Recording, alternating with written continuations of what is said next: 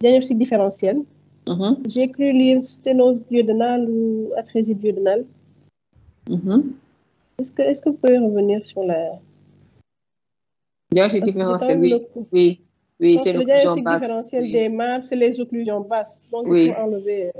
les obstacles duodénals ne font pas... Même le volvulus sur mésentère commun, il faut l'enlever. Voilà. C'est passé très vite. J'ai cru avoir mal lu, mais effectivement, je pense qu'ils l'ont mis. Il faut enlever l'atrésie duodénale. Le volvulus sur mésentère commun. Oui, ça, j'avais même pas fait attention. Ça aussi. L'autre chose qui me préoccupe, c'est par rapport à la prise en charge. Je ne sais pas si c'est moi qui ai mal suivi, mais j'ai pas vu la place de la colostomie. Est-ce que ça a été la colostomie de décharge, en fait? Je ne sais pas si c'est... Parce que c'est allé très vite, comme vous dites. Mais ils peuvent répondre. J'en parle parce que classiquement, on nous dit les mares avec fistule ne sont pas des urgences chirurgicales. Mais en réalité, ça dépend de la taille de la fistule. Parce qu'il nous est arrivé de recevoir un peu tardivement des malades qui ont été diagnostiqués mares, mais avec fistule. Et voilà, bulletin de consultation aux parents pour aller consulter d'eux-mêmes. Et entre-temps, l'enfant a fait une occlusion sur cette fistule-là qui n'était pas... qui n'était pas très large. Donc, il faut faire attention. Même quand vous avez une mare avec fistule, appréciez l'évacuation intestinale. Si vous avez un ballonnement, si vous avez l'impression que l'évacuation ne se fait pas, ça devient une urgence. Et elle doit être prise en charge comme une mare sans fistule, c'est-à-dire avec ça dépend, soit une colostomie de décharge, soit une cure chirurgicale d'emblée. Ça dépendra de l'étiologie, bien sûr.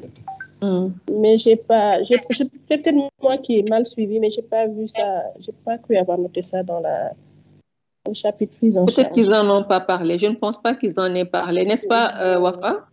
Non, on n'est pas vraiment trop rentré dans les détails de la prise en charge chirurgicale. En fait, ça c'est plus dans la pratique peut-être de néonat qu'on est confronté à ce genre de problème-là. Parce que il faut dire qu'en chirurgie, souvent on a ce problème-là des pathologies pour lesquelles on ne peut pas les programmer rapidement parce qu'ils disent que c'est pas urgent.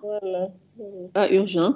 À partir du moment où il y a une fistule, les selles s'évacuent. Donc, pour les chirurgiens, ça ne l'est pas. Mais effectivement, si on se retrouve, parce que la fistule est étroite, on se retrouve avec un tableau d'occlusion, c'est autre chose quand même. Ça donne autre chose. D'accord. Tu as fini, Ndiémé? Oui. Merci, professeur.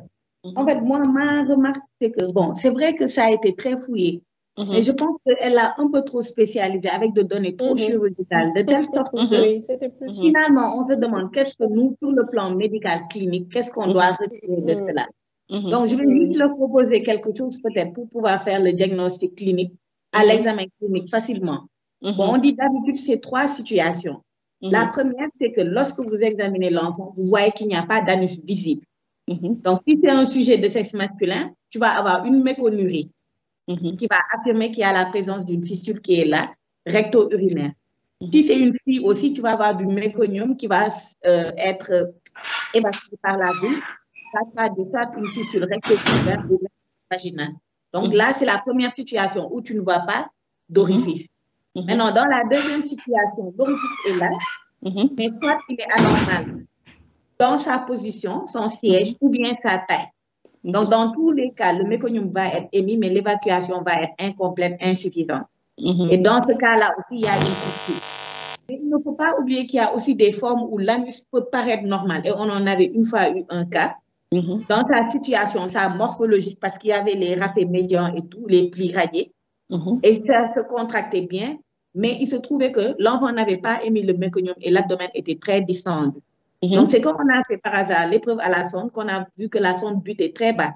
Donc, à ce niveau, l'obstacle était distal pour lui. Donc, c'était plus une sténose anale. On dit que aussi, l'obstacle peut être haut situé. Dans ce cas, ça va faire une atrésie rectale.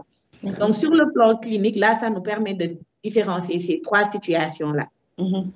Maintenant, l'autre apport que je voulais faire, c'est qu'on se rend compte que dans la pratique, les médecins n'ont pas l'habitude d'examiner les nouveau-nés nus. Ils n'enlèvent pas la couche. Parce qu'il y a juste de cela 1 mois, on a eu le cas d'un bébé. Et l'autre chose aussi, c'est que dans leur présentation, ils n'ont pas parlé du syndrome associé, malformation associée qui ressort. Plus dans ce cas de cas, c'est le syndrome de Vachter. Parce qu'on avait eu le cas d'un bébé il y a juste 1 mois qui présentait des malformations des membres avec une hypersalivation mousseuse qui ont suspecté une atrésie de l'œsophage. Donc, c'est au moment du TAF qu'on leur a demandé à savoir s'ils avaient eu le réflexe de rechercher une atrésie anale pour au moins compléter, confirmer ils disent non. Et c'est après en salle qu'on s'est rendu compte qu'en fait, il y avait une méconurie. Les selles sortaient par la vulve. Et c'est un enfant même qu'on a transféré à Diamniadio chez vous. Il y a juste de cela 1 mois. Donc, c'est pour dire qu'on ait le réflexe d'examiner les bébés nus, d'enlever la couche. Mais si on a aussi une atrésie de l'œsophage, même isolée, de penser à rechercher les autres associations associées, vertébrales, atrésie. Maintenant, pour le pronostic, oui, il va dépendre aussi du niveau du cul-de-sac. Parce que plus le cul-de-sac est haut, moins on aura d'innervation et la reprise chirurgicale va être difficile. Donc, le pronostic est réservé pour les formes hautes et meilleur pour les formes basses. Et souvent, dans les formes basses, on nous disait que la reprise chirurgicale peut être faite d'emblée.